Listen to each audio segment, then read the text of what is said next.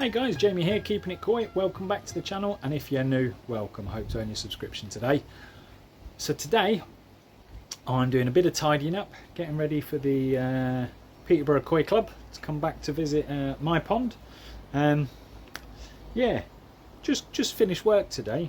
Been up to one of my, shall we say, loyal customers. Been up to theirs over in Oundle several times.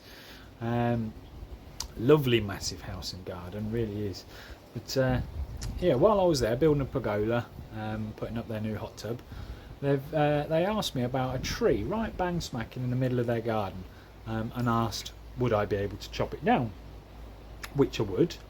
But what I've managed to persuade them to do is to keep the tree but prune it right back, because it turned out it was, when I went over and had a look, it's actually a snake bark maple. Massive one it is. And advised them on best ways to prune and whatnot, like a giant bonsai. But being loyal customers, and we get on quite well, and I've done lots and lots of work for them, they allowed me to come home with these.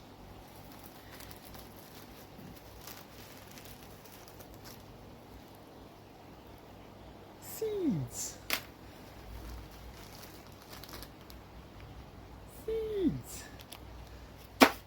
So yeah, this year my plan was to try trident maple, because I managed to get a load of snake bark maple to germinate and grow last year, and they're all coming down, or they were all down at the growing show.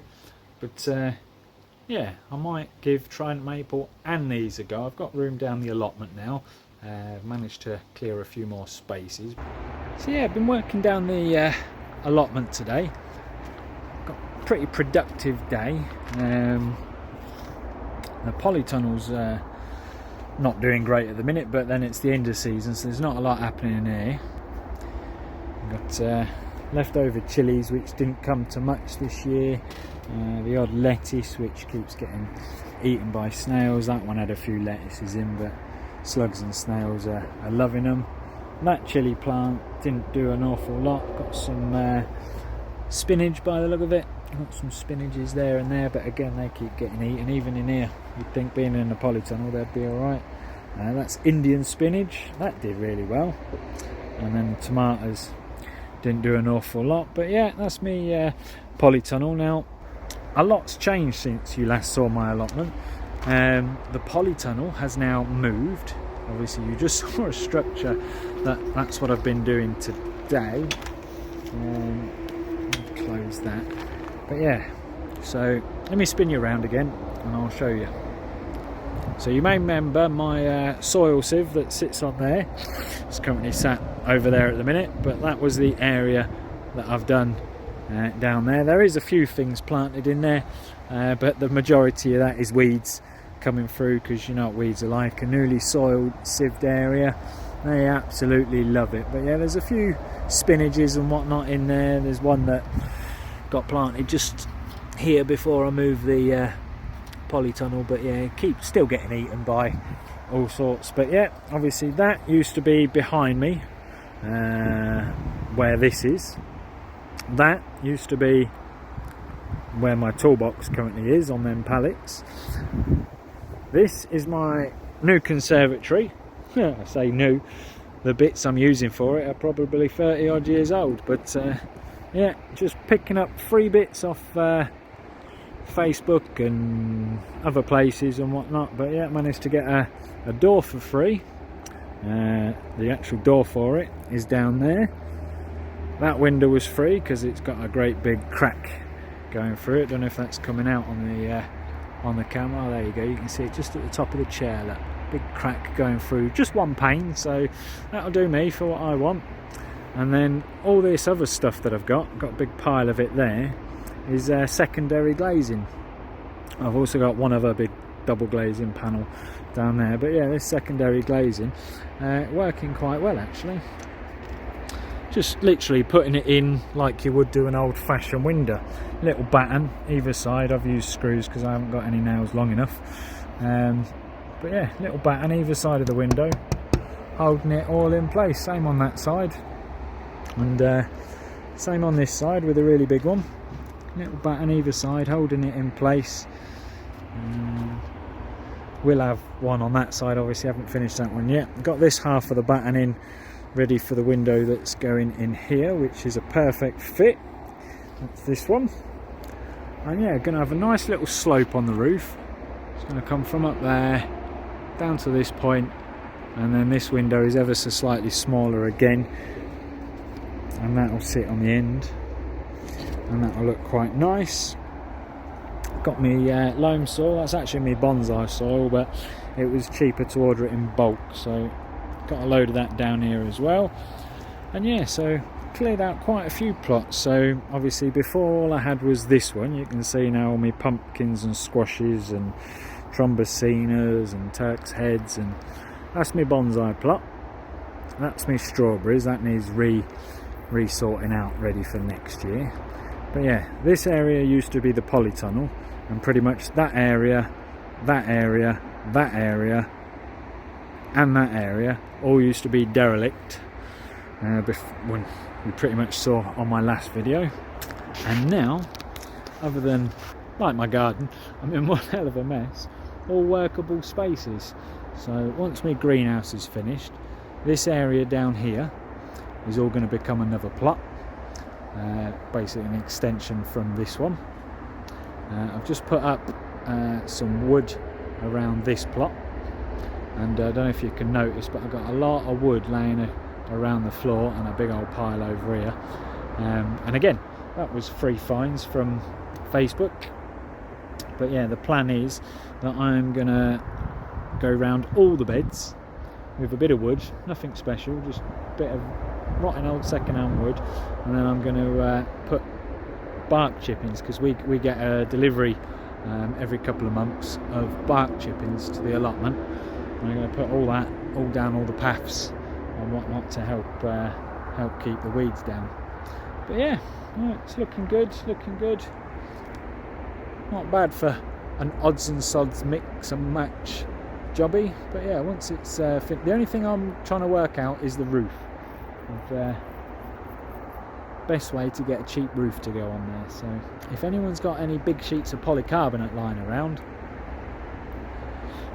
drop me a comment, or drop me an email, or message me on Facebook. But yeah, no, I'm happy with how things are going. Anyway, let's get back to the pond and talk koi. But yeah, check all these seeds out. Absolutely hundreds of seeds, thousands probably. But yeah, so I'm going to spare some bolts for the pergola that wasn't needed. But yeah, got a few. So what we've got to do now to germinate this type of seed from a maple tree is you have to let it dry out first. So we'll let it dry out in this seed tray. I've just thrown one over the back. Yeah, and then once they've dried out, you then put them in some soil, damp soil, in a dark place. Leave them for about 3 months. You then bung that soil in the fridge for about another 3 months. You then get them out, spread them back in the seed tray and let them grow. So we will see what happens. But yeah, I'll quickly show you the pergola area. Getting ready for the Koi Club, mate. Got a few more bits to tidy up. That chair will just go out on the lawn. That one will probably go out on the lawn. And then I'll have my bench back along there. Pop that in the shed for now, if I can get in there. My bench along there. Again, I move all my bonsai wires. But yeah, got some floor space. That's just a bag of rubbish. I've been tidying up, bits and bobs have chucked in there. The bowls will go back in the filter house. Yeah, looking good. Table's finally clean and clear. Football, that can just go down the bottom of the garden. Yeah, almost there.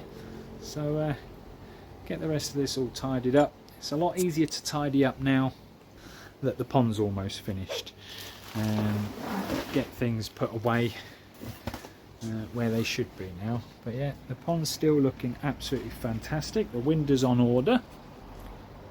I've just got this bit of perspex here for now, just to stop excess rain blowing in that way. Obviously, as we all know, we've got a good overhang on the roof, but if the wind's obviously blowing this way, a lot of water will go through the window. But yeah, no, it's looking good, looking good. Got my bottom drain cover on. I did attempt to make one of them myself out of 316 stainless steel, but I tell you what, if any of you guys have ever tried to work with 316 stainless steel, it is as tough as old boots. It really is. I first off tried to drill holes in it and burnt out 4 or 5 drill bits to drill 2 or 3 holes. I can't remember what I've done with it now. Might have slung it in the bin whilst tidying up. But yeah, drilled 3 or 4 holes, burnt through 3 or 4 drill bits, and that didn't work. So I got the grinder out and started grinding slicks along it instead. Went through 3 cutting discs just to put about 12 lines going through it, and that didn't work. It kind of did, but it didn't look pretty. So yeah, I was again just trying to save myself a bit of money. Instead, as everything with this blimmin' pond build, it went wrong and I've had to do it again. But yeah, that one, contacted a steel manufacturer and asked how much it would be for one of them in 316 stainless steel, and it was about 25 quid plus postage, which was about a fiver, so about 30 quid. So I was happy with that. And I have had to grind a little bit off around the edges, because obviously I've measured that and sent the measurements off to the well, to be honest, it's been sat in the pergola for a couple of weeks now, and sent that off to the manufacturer ages ago. And yeah, obviously it's been fiberglass now. So, but yeah, one other thing I come home with from my customer, they had quite a few of these growing around the garden. And as I was explaining to him what I do as like my hobbies with bonsais and whatnot, he said, well, if you want one, just pull one up, mate, because he's only going to run the lawnmower and whatnot over them. So yeah, bought myself a nice big snake bark maple home. So that's in the bonsai soil, and hopefully that will take quite well. But yeah, just finish off tidying up, getting ready for the Koi Club meet on Sunday. I'm actually videoing this just before the grow and show, but you won't see it until after the grow and show, because it's Thursday today, Friday tomorrow, grow and show on Saturday, and the Koi Club meet here on Sunday. So a bit backwards with the videos, but yeah, this is being recorded before the video that you'll see. So yeah, I'll pick the camera back up again either once I'm uber clean and tidy, just to show you, or when everybody's here and we're having a Koi Club meet. No idea where I'm going to put the kettle this year though, because I've still got all this rubbish down here behind me. I'll see how much of that I can find a home for. But yeah, we are getting there. So on that note, I'll snap back to you in a bizzle.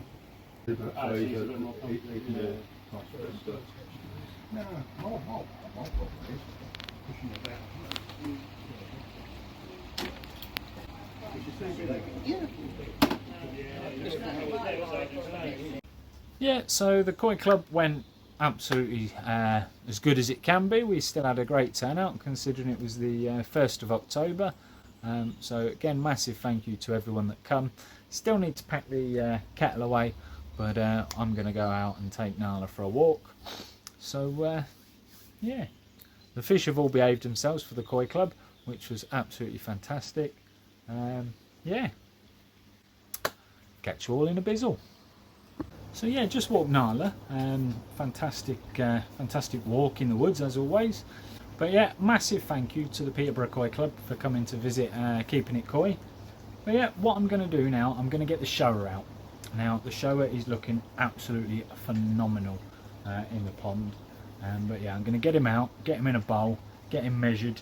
The shower is for the Byer Koi Diaries grow and show. So yeah, going to get him in the bowl. He's looking absolutely phenomenal. The sumi placement that's come up on him is phenomenal. He's a really good looking fish. So I'll see if I can find the picture as well of what he was like when I got him. He's grown around 9 cm since I've had him, which is a year and a half, so he hasn't been the best grower in the world, but yeah, I will get a little video clip and put that on as well. So yeah, snap back to you all in a bizzle.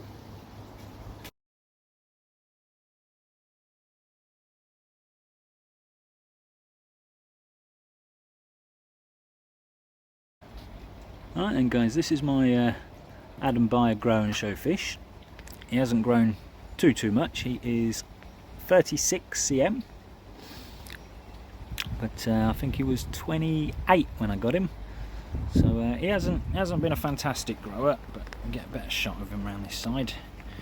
He hasn't been a fantastic grower, but I'm really happy with his progression.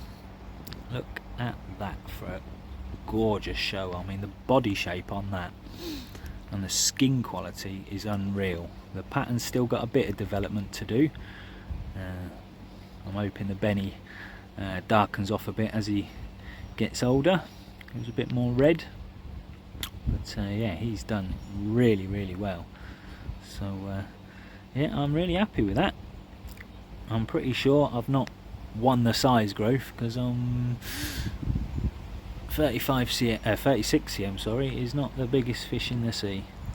But yeah, he's done great. I'm really happy with that one. Cheers, Adam.